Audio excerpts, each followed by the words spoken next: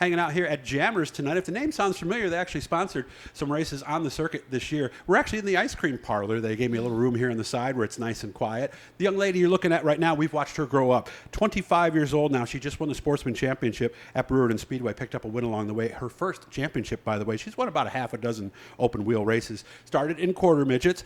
She actually finished 12th in Fulton. Didn't run all the races yet. We followed her. She's got her master's now. She's working in her chosen field. Amy Holland with us right now. Amy, how we doing? Good. How are you? Good. Must be nice to see how things have worked out and to be here as a championship driver tonight. Yeah, I mean, this is something that all drivers look forward to and we work towards throughout the whole race season is a championship. I mean, all the hours in the shop and at the track and just studying and everything, that's just a track championship is something that is just a huge accomplishment. When did it start to feel like, oh my God, I can actually get a championship this year?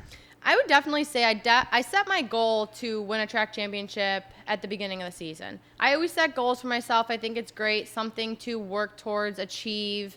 You have to set expectations for yourself.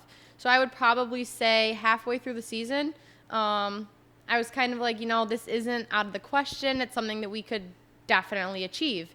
So, of course, not jinxing ourselves or putting added pressure on, but it was always in the back of my mind that this could happen.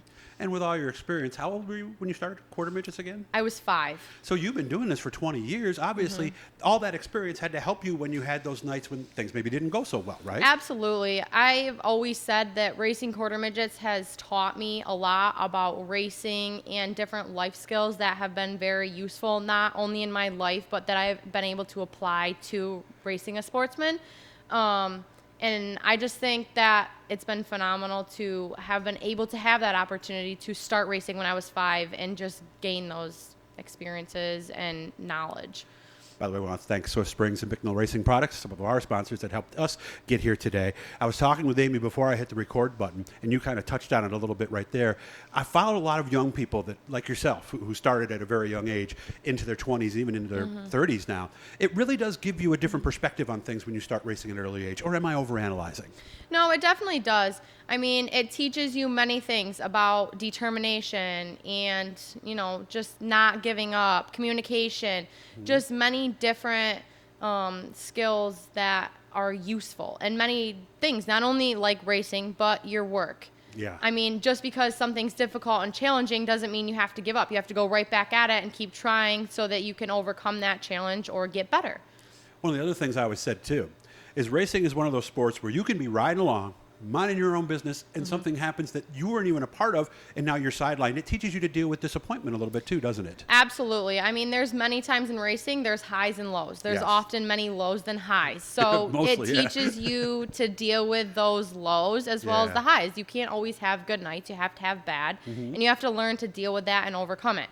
So I would say that given learning that at a young age, it has helped me that you're not going to win every race, and that's okay. You're not going to be a superstar all the time. Yes, like I said, you're going to have great nights and highs, but you're also going to have the lows, and you have to deal with it, overcome it, go back, communicate with your crew chief, mine is my father, and talk about what went wrong, what we need to do better, why the car did this, why I made a mistake and I need to get better, or just different things like that. Yeah, and it's not like lacrosse or softball where you win and lose pretty much about equally. Racing, you're lucky if you win 10-20% of the time. Yeah, and I mean, especially now, there's so many good drivers. There is. And it is difficult because there's so many different people on any given night that have a shot at winning. It's true. So I think that makes it more challenging too. Okay. What's up for this year? And how does your shop look right now?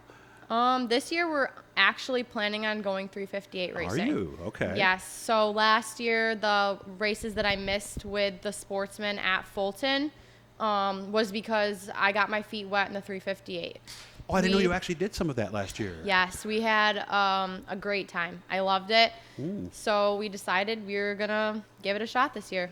Could have gone full circle with your dad running small blocks. All we need is some alcohol in that fuel cell, and we're right back where your dad is. Your dad's Bob Holland, by the way. How's the car look now? Could you race today? Not today, but Not it's today. very close. Okay. I'm excited. I'm very optimistic about this year. Yeah. It's definitely going to be a learning curve for me, something different.